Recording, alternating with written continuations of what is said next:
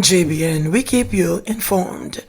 I am Michelle Jones, and in the news, firearms seized in Gordon Town, man in custody. A shotgun and several rounds of ammunition were found in a PVC pipe in Gordon Town, St. Andrew today, during an early morning operation led by members of the Specialized Operations Branch and the St. Andrew Central Division.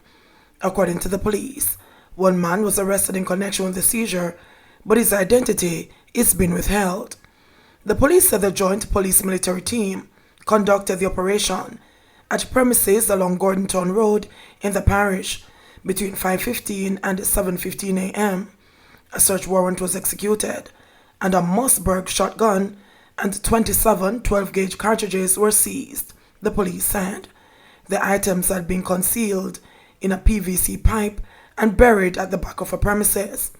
The police continue to encourage members of the public to report information about illegal guns or other criminal activities to Crime Stop at 311 or the nearest police station.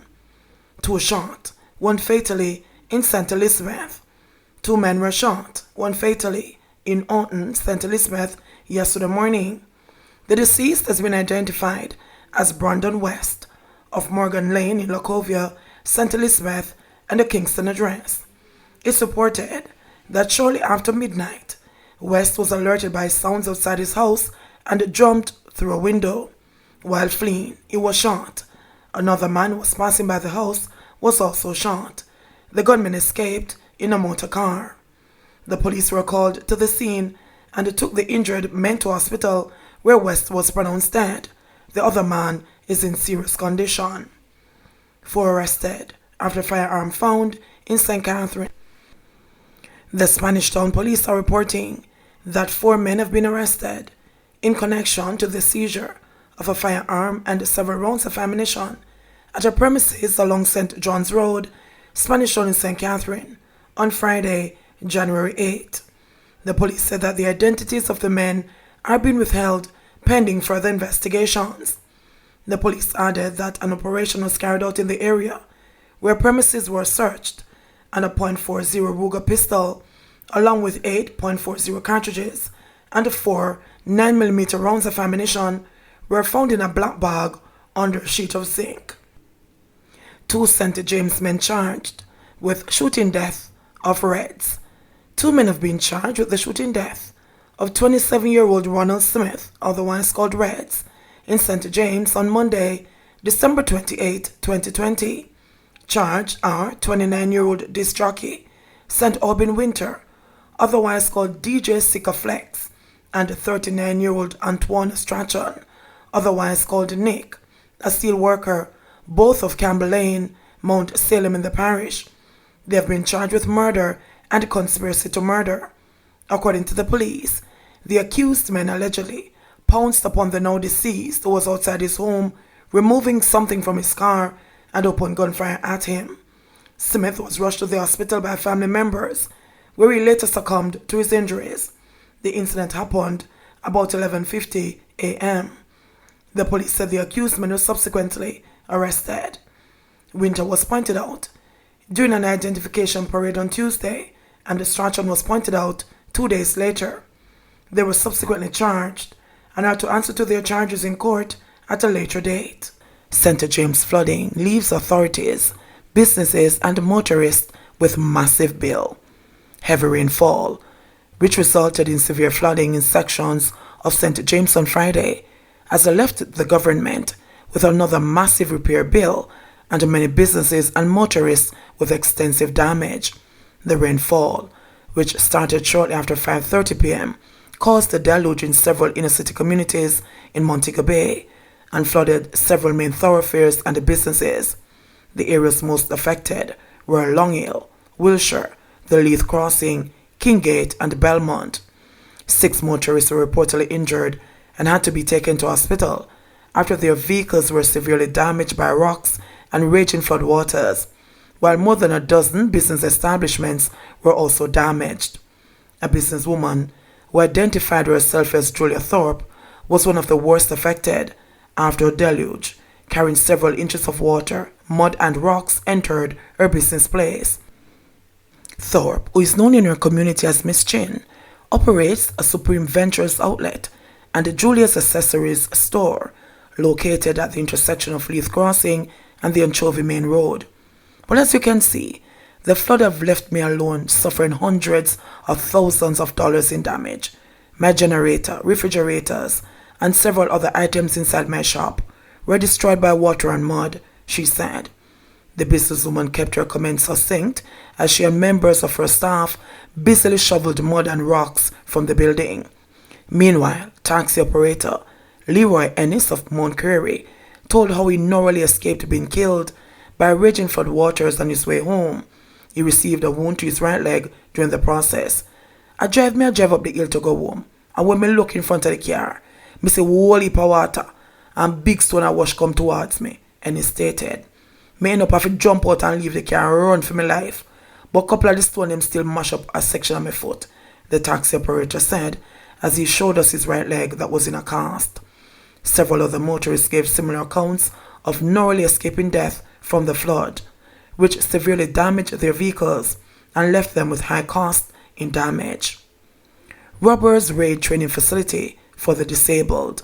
Paul Wilson, coordinator at Creative Craft Plus in downtown Kingston, his wife Angela, and 2 other workers were in for a rude awakening yesterday morning when they turned up at the facility, which provides training for several disabled persons, to find it ransacked.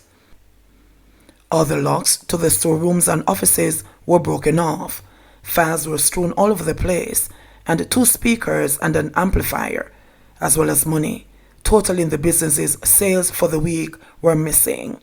Wilson and his wife, were both visually impaired, were still in a state of bewilderment when they were visited yesterday. They were still trying to assess the full extent of the robbery. The property, located at 92 Hanover Street, is owned by the Ministry of Labour and Social Security, and the premises, which are in a serious state of dilapidation, also houses a storeroom for the Jamaica Council for Persons with Disabilities. The establishment is also home to a wheelchair project funded by Food for the Poor. Wilson said that they locked up the place and left about 3 o'clock on Friday afternoon and returned on Saturday morning to discover that there was a break-in. The intruders ransacked the building, overturning drawers and discarding files, as well as damaging infrastructure. The matter has been reported to the Central Police Station, and Wilson said at least 3 police teams visited, but he expressed disappointment with their handling of the situation. The Wilsons said they were awaiting a visit from personnel from the Jamaica Council for Persons with Disabilities and Food for the Poor to determine the full quantity of the damage and theft. The incident has caused a major setback for the Creative Craft Plus, which in recent years has fallen on hard times as several of its sources of funding have dried up. The Heart Trust NTA and Jamaica's Social Investment Fund JSIF, which provided support to train at least 12 persons in chair canning each year, no longer provided them with funds, they said. Creative Craft Plus's services are centered on cane chair repairs and minor repairs to dressers and a chest of drawers, Wilson explained. Right now we're not training because we don't have the funding to provide the stipend and a lunch each day for participants. However, on a daily basis, we have products for sales, and usually we have lots of persons coming in over time with their products to be repaired, which we do, cure canning primarily and antique stuff. Their immediate concern is how to restart operations in a building where security has been compromised and their products now exposed to the elements as a result of the damage to windows and other infrastructure by the rampaging robbers. Water supply disruptions for several rural St. Andrew communities this week. The National Water Commission NWC says it will be shutting down several water supply systems in St. Andrew from Tuesday to Sunday of this week to conduct maintenance work. The disruptions scheduled take place from 8 a.m. to 4 p.m. daily, January 12 to 17. Several communities in the following areas will be without water: Clydesdale, Tuesday, January 12. Drummond Tank, Tuesday, January 12. Content Tank, Wednesday, January 13. Flamstead, Thursday to Saturday, January 14 to 16. Griffin, Friday to Sunday, January 15 to 17. Constitution Hill, Saturday and Sunday, January 16 and 17. The NWC is urging residents of communities in these areas to store water for use. One more COVID-19 death, 93 new cases.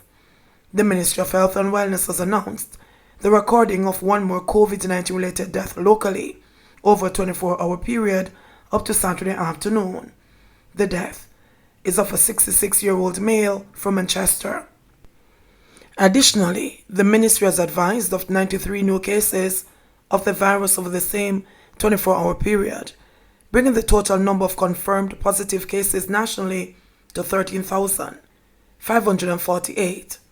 The new cases include 38 males and 57 females. The ages among the new cases range from 1 year to 90 years. Kingston and St. Andrew jointly with 21.